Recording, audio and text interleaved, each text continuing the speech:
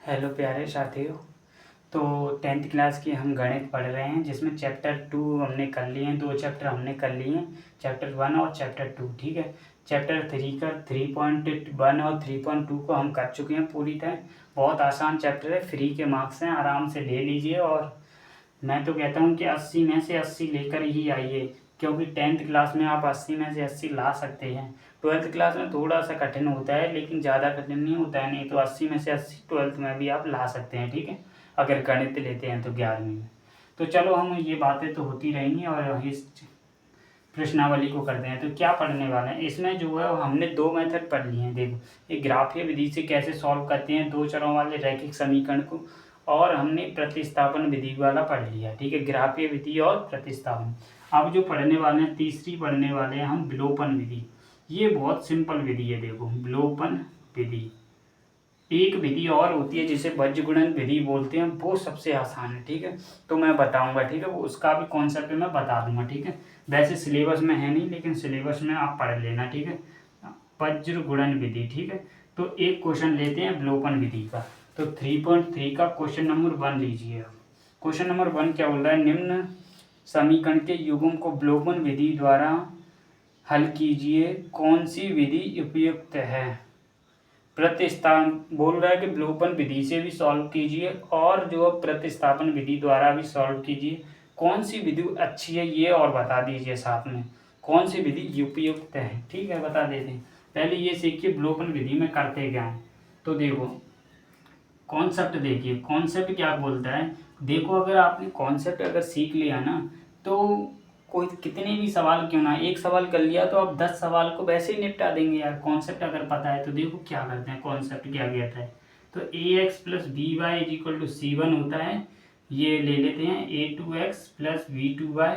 दूसरी इक्वेशन ये है। ठीक है, ये इक्वेशन 1 है, ये इक्वेशन 2 है। तो क्या करते हैं, तो देखो, इस वाली विधि में क्या करते हैं कि चाहे तो आप x का और चाहे तो आप y का, तो कॉफिशिएंट क्या है वो बराबर बनाते हैं। देखो, चाहे तो देखो इस वाले कॉफिशिएंट को बराबर बना लीजिए कि x का कॉफिशिएंट और ये दोनों अगर बराबर होंगे तो एक में से दूसरे को घटा देंगे तो एक ही बच जाएगा y, तो आंसर आ जाएगा।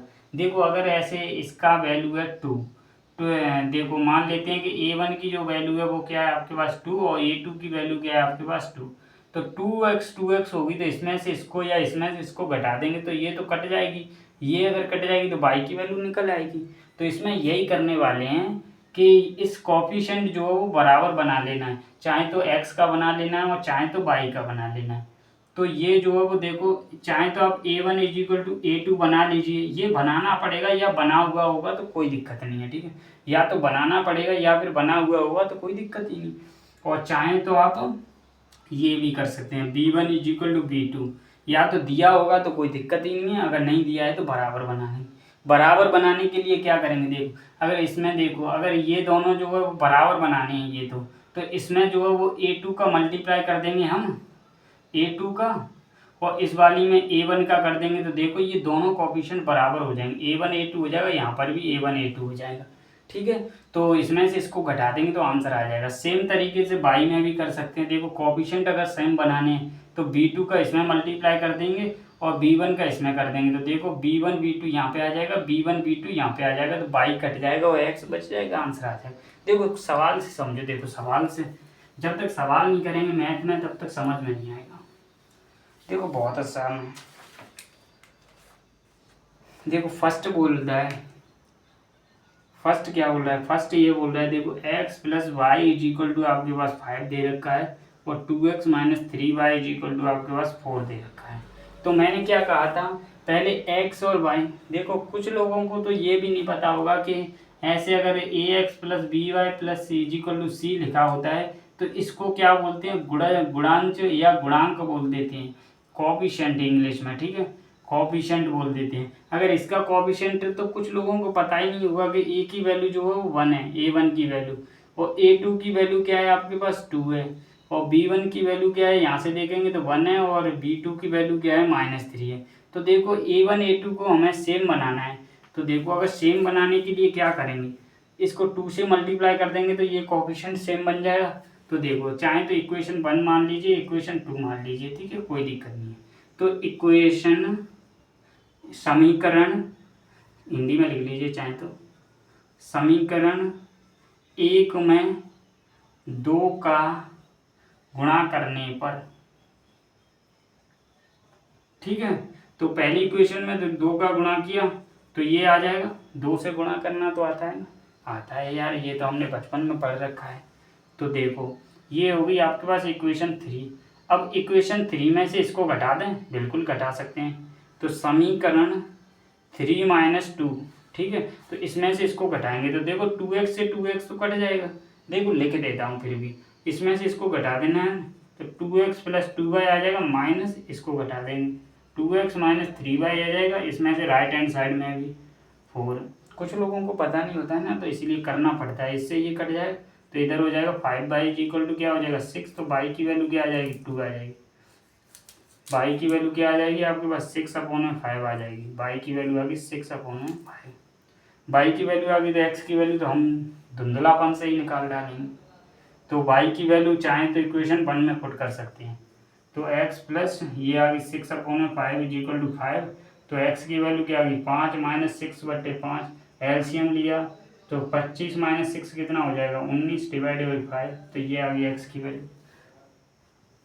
अब ये चलो ये देख लेते हैं, ये जो वैल्यू निकल के आएंगे वो सही है या गलत है। सही या गलत है वो कैसे पता करेंगे कि ये जो दोनों इक्वेशन है वो सेटिस्फाई करनी चाहिए। सेटिस्फाई करनी चाहिए तो देखो x और y को अगर दोनों जोड़ेंगे तो 5 आना चाहिए, और इसमें पुट करेंगे तो 4 आना चाहिए। तो आ ही रहा है, निकाला है तो आएगा ही ना। तो ये क्या था आपका, ये था आपका विलोपन विधि द्वारा। विलोपन विधि में क्या कहते हैं, कोएफिशिएंट जो है वो गुणांक जो है वो बराबर करते हैं। देखो यहाँ पे 2 है, यहाँ पे 2 बनाने के लिए 2 से मल्टीप्लाई किया, कोई दिक्कत नहीं है, ठीक है। तो ये हो गया। ये बोला है कि प्रतिस्थापन से और सॉल्व कर दीजिए। तो इस प्रतिस्थापन में क्या करते हैं, इसमें फर्स्ट में से x की वैल्यू निकाल लेते हैं और सेकंड वाली में पुट कर देते हैं x की वैल्यू। तो x की वैल्यू ये निकल के आई है तो वो क्या आ जाएगी 5 - 6, 5 - x आई है ना, 5 - y, हाँ। तो ये हो जाएगी -3y = 4 आ गया। तो y की वैल्यू क्या आ जाएगी 10 - 2 से किया तो 2y - 3y = 4, तो ये हो जाएगी कितना, इधर बच गया -6, इधर बच गया -5, तो y की वैल्यू क्या आ गई 6/5 आ गई। देखो y की वैल्यू यहाँ से भी 6/5 ही आई थी। अब इसको यहाँ पे पुट करेंगे तो क्या आ जाएगी, x की वैल्यू वही आ जाएगी 19/5। तो चाहे तो इस मेथड ये वाले जो था वो क्या था आपका प्रतिस्थापन मेथड था, ये था ये वाला मेथड था वो क्या था आपका विलोपन मेथड था। तो विलोपन से कर लीजिए, चाहे प्रतिस्थापन से कर लीजिए, या ग्राफीय विधि से कर लीजिए, या बीजगुणन विधि से कर लीजिए, सबका आंसर एक ही आता है। देखो इसका मेथड ये वाली विधि और बता देता हूँ, वैसे ज्ञान होना चाहिए देखो दोस्तों मैथ में, ठीक है। तो क्या करते हैं, चलो बाद में बताते, पहले इसे एक्सरसाइज को ख़त्म करते हैं। तो देखो हमने इसको एक्सरसाइज को ख़त्म करना है। तो कौन सी हेल्पफुल है, प्रतिस्थापन सही थी या फिर विलोपन सही थी। तो देखो विलोपन है, चाहे तो कोई सी भी यार आसान मान सकते हैं, विलोपन सही रहती है। देखो एक से एक कट जाता है तो y की वैल्यू तुरंत आ जाती है, ज़्यादा कैलकुलेशन नहीं करनी पड़ती। आप किसको प्रेफर करेंगे तो वो देख लीजिए यार आप। देखो सेकंड क्वेश्चन बोल रहा है, सेकंड को आप खुद कर सकते हैं। देखो ऐसे देखो, अगर नहीं तो मैं करा देता हूँ। सेकंड वाला क्या बोल रहा है, सेकंड वाला बोल रहा है 3x, ये 3x है, यहाँ पे 4y = 10 है। यहाँ पे देखिए यहाँ पे थोड़ा लूचा पड़ने वाला है, यहाँ पे चाहें तो आप इसको ऐसे भी लिख सकते हैं। देखो x - y = 2 कॉमन ले लेंगे तो ये भी लिख सकते हैं, ठीक है, कोई दिक्कत नहीं। चाहे तो इसको नहीं लिखना, चाहें तो इसको लिख सकते हैं, चाहे तो लिख ही लीजिए, नहीं तो गड़बड़ करेगा यार। चाहे तो ये भी लिख सकते हैं, चाहे इसको काट सकते हैं, ठीक है, 2 कॉमन ले लिया कोई दिक्कत नहीं। तो देखो यहाँ पर 3 है, यहाँ पर क्या है, हमें विलोपन विधि से सॉल्व करना है, विलोपन विधि से सॉल्व करना है, कोई दिक्कत नहीं। यहाँ पे 3 है, यहाँ पे 1 है, तो सेम बनाने के लिए क्या करेंगे आप, ये करेंगे यार, क्या करेंगे देखते हैं क्या करेंगे यार। तो 3 से मल्टीप्लाई कर लें तो सेम बन जाएगा, घटा देंगे तो x कट जाएगा। तो 3 से किया तो क्या आ जाएगा 3x, 3y = 3। चाहें तो इसमें भी आप कर सकते थे, चाहें तो ऐसे भी कर सकते हैं। अब इसमें से इसको घटाएंगे तो क्या आ जाएगा 7y आ जाएगा, इधर आ जाएगा 7, तो y की वैल्यू क्या आ जाएगी 1, पाई की वैल्यू 1 आ जाएगी तो एक्स की वैल्यू क्या आ जाएगी 2 आ जाएगी। देखो ये था। अब इन दोनों को सॉल्व कर देते हैं। हमने क्या किया, इन दोनों को सॉल्व करने पे हमें ये मिला है। अब इन दोनों को सॉल्व करते हैं। देखो यहाँ पे 2 है, यहाँ पे 3 है, तो मैंने क्या बोला था, हैं इन दोनों के कोफिशिएंट सेम होने चाहिए। तो इसका मल्टीप्लाई इसमें कर दीजिए और इस 2 का मल्टीप्लाई इसमें कर दीजिए। तो 2 से इसको मल्टीप्लाई किया तो क्या आ जाएगा 6x आ जाएगा, 8y आ जाएगा। 2 से किया तो ये आ जाएगा आपके पास 20। इसको 3 से करना था, 3 से करेंगे तो 3 से ये हो जाएगा। तो अब इसमें से इसको घटा दें तो क्या बच जाएगा, 6 दूनी 12 13 14 बाई बच जाएगा। और इसमें से घटाएंगे तो कितना बचेगा 14 बच जाएगा। तो बाई इक्वल टू क्या आ जाएगा 1 आ जाएगा। बाई की वैल्यू 1 रखने पे एक्स की वैल्यू 2 आ जाएगी। खत्म। चाहे तो इन दोनों को सॉल्व कर लीजिए या फिर इसको कुछ नहीं किया या 2 से 2 काट सकते हैं ना, कोई दिक्कत नहीं है, लगे रहिए आराम से।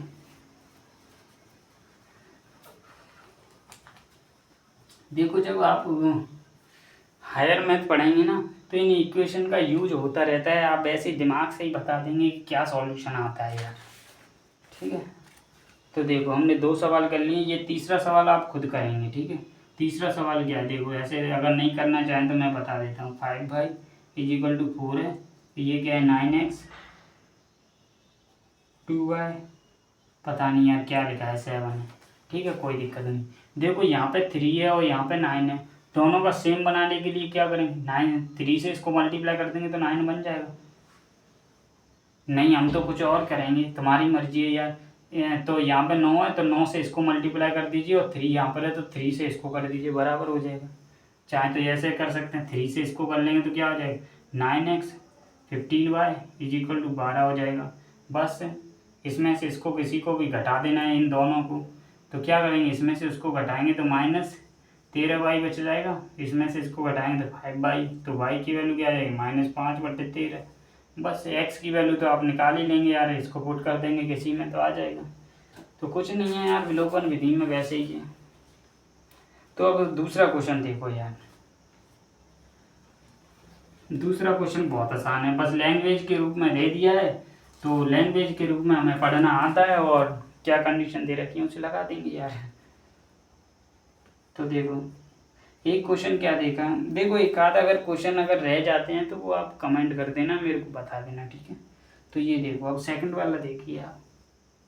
सेकंड क्या बोला है, सेकंड बोला है निम्न समस्याओं में रैखिक समीकरण के युग्म बनाइए और उनके विलोपन विधि द्वारा हल ज्ञात कीजिए। तो पहला क्या बोला है, यदि हम अंश में 1 जोड़ दें और हर में 1 घटा दें तो भिन्न 1 में बदल जाती है, भिन्न 1 में बदल जाती है, ठीक है। यदि हम 1 में हर में 1 जोड़ दें और तो ये हाफ हो जाती है, तो वह भिन्न संख्या क्या है। तो ये बोल रहा है कुछ, क्या बोल रहा है, तो ये बोल रहा है कि एक संख्या है। देखो ये जो है वो ऊपर जो होता है वो अंश होता है और नीचे जो होता है वो हर होता है, अंश बट्टे हर यही होता है ना, न्यूमरेटर डिवाइड बाई डिनोमिनेटर, ठीक है, कोई दिक्कत नहीं। तो मान लेते हैं कि x/y है, ठीक है, ये कोई भिन्न संख्या है, फ्रैक्शन नंबर है, ठीक है, भिन्न संख्या है, ठीक है। तो ये बोल रहा है कि अगर अंश में 1 जोड़ दिया जाए तो उसकी वैल्यू जो है वो फ्रैक्शन 1 आती है, ठीक है। तो अगर x/y है, अगर ऊपर 1 जोड़ दिया जाए तो इसकी वैल्यू जो है वो 1 आती है, ठीक है। और दूसरा क्या बोल रहा है, दूसरा बोल रहा है कि अगर हर में 1 जोड़ दिया जाए तो उसकी वैल्यू जो है वो 1/2 आती है। तो 2 इक्वेशन मिल चुकी हैं। देखो बस इसका यही मतलब था यार, अंश बट्टे हर था, अंश में 1 जोड़ दीजिए उसकी वैल्यू 1 मिल रही है और हर में 1 जोड़ दीजिए तो उसकी वैल्यू हाफ मिल रही है, ठीक है, कोई दिक्कत नहीं। तो इसको सॉल्व करेंगे तो y को इधर ले जाएंगे तो x + 1 = y है, तो x - y = -1 हो जाएगा। सेकंड वाली क्या आ जाएगी, 2 को इधर ले जाएंगे तो 2x = -1 ये हो जाएगी। 2 इक्वेशन दे रखी है, विलोपन विधि से सॉल्व करना है। ये y का कोफिशिएंट बराबर है तो इसमें से इसको घटा देंगे तो 2 से x जाएगा तो x बच जाएगा, y से y कट जाएगा, इसमें से इसको जाएगा तो 1 में से इसको घटाएंगे तो 2 बच जाएगा। x की वैल्यू 2 आ गई तो y की वैल्यू हम निकाल सकते हैं। x की वैल्यू 2 रखने पे y की वैल्यू क्या आ जाएगी 3 आ जाएगी। ये दोनों अगर सही निकल के आएंगे, इसको चेक कैसे करेंगे, इस वाली में पुट कर लें तो x की वैल्यू क्या है आपके पास 2 + 1 है और y की वैल्यू क्या है 3, तो 3 = 3 है, तो सही आंसर निकाला है हमने। तो x की वैल्यू क्या निकल के आई है आपके पास 2 और y की वैल्यू क्या निकल के आई है 3, तो ये हो जाएगी आपके पास x/y की वैल्यू। ठीक है, तो बहुत सिंपल सवाल था, कोई दिक्कत नहीं। सेकंड वाला देखिए यार, देखो सेकंड वाला बहुत आसान है।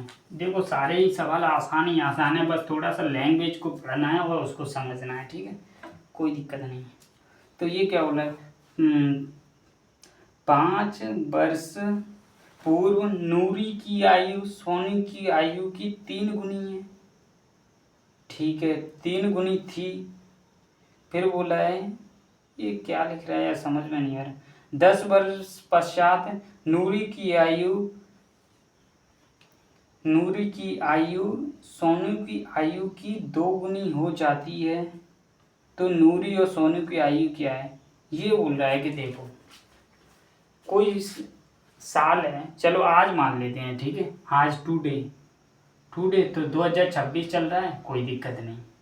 तो ये एक नूरी है, एक लड़की है और एक लड़का है। नूरी और एक क्या है, सोनू है। ठीक है, तो ये क्या बोल रहा है, ये बोल रहा है कि नूरी और सोनू की कितने साल पहले, 5 साल पहले की बात कर रहा है।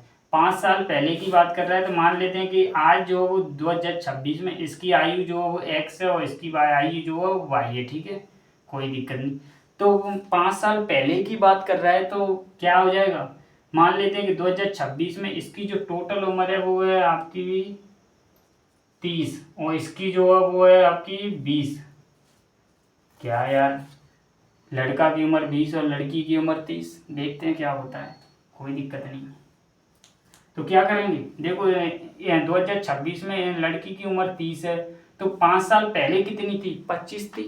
तो 5 साल पहले की बात कर रहा है, तो x - 5 की बात करेगा। 5 साल पहले तो इसकी की भी कितनी हो जाएगी, y - 5 हो जाएगी।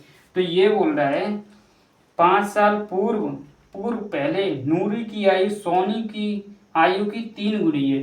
तो नूरी की जो आयु है वो सोनू की आयु की 3 गुनी है। तो ये आ गई आपके पास फर्स्ट इक्वेशन, कोई दिक्कत नहीं। सेकंड में क्या बोल रहा है, सेकंड में बोल रहा है 10 साल पश्चात, यानी 10 साल बाद। 10 साल बाद की बात कर रहा है, तो एक्स में कुछ जोड़ना पड़ेगा। तो x में 10 जोड़ेंगे तो 10 साल बाद हो जाएगा, यानी 2036 आ जाएगी। तो इसकी भी कितनी हो जाएगी, y + 10 हो जाएगी। इसकी अगर बात करें तो 10 साल बाद 2026 है, तो इसकी कितनी हो जाएगी, 40 हो जाएगी, इसकी 30 हो जाएगी। कोई दिक्कत नहीं, लगे रहो आराम से। तो क्या हो जाएगा, ये बोल रहा है 10 साल पश्चात नूरी की जो आयु है वो 2 गुनी हो जाती है, सोनू की आयु की 2 गुनी हो जाती है। ठीक है, कोई दिक्कत नहीं है। तो दूसरी क्वेश्चन ये आ गई, पहली क्वेश्चन ये है, तो सॉल्व तो हम कर सकते हैं। ठीक है, तो ये क्या हो जाएगी, देखो x - 5 = 3y - 9 हो जाएगी। तो x - 3y क्या हो जाएगी, -4 हो जाएगी। सॉल्व कर रहा हूँ, सॉल्व करना आना चाहिए। सेम तरीके से यहाँ पर देखो x + 10 = 2y + 20 है, तो x - 2y क्या हो जाएगा, 10 हो जाएगा। देखो 2 इक्वेशन मिल चुकी है, 2y मिल चुकी। x का कोफिशिएंट बराबर है, तो इसमें से इसको घटा देते हैं, तो 2y में से ये जाएगा तो y बचेगा, इसमें से इसको जाएगा तो कितना हो जाएगा, 14 हो जाएगी। तो y की वैल्यू कितनी आ गई, ये आ गई। और x की वैल्यू कितनी आ जाएगी, x की वैल्यू यहाँ से निकाल लीजिए, कहीं से भी निकाल लीजिए यार। y की वैल्यू ये रखेंगे तो कितने आ, y की वैल्यू हमने 14 रखी, तो 14 नहीं हटे 14 थी 42 हो जाएगी। 42 में से इसको घटाएंगे तो आ जाएगी 38, ये आ जाएगा आपके पास। तो देखो नूरी की आयु 38 साल है और सोनू की आयु जो है वो 14 साल है। सोनू की आयु 14 साल है। तो आंसर हमारा आ चुका है, कोई दिक्कत नहीं। सेम तरीके से 2-3 सवाल और बचे हैं, भाषा के हैं, तो कर लेना आप। ठीक है, धन्यवाद।